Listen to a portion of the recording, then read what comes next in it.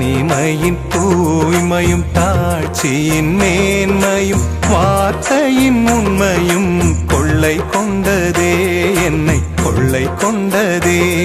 உன் கன்னிமையின் தூய்மையும் தாட்சியின் மேன்மையும் வார்த்தையின் உண்மையும் கொள்ளை கொண்டதே, என்னை கொள்ளை கொண்டதே. இயேசுவின் தாசனாய் என்னை வாழ வைத்ததே, இயேசுவின் தாசனாய் என்னை வாழ வைத்ததே. அன்பே அருளே அமுதே அழகே நீ வாழ்க, நீ வாழ்க.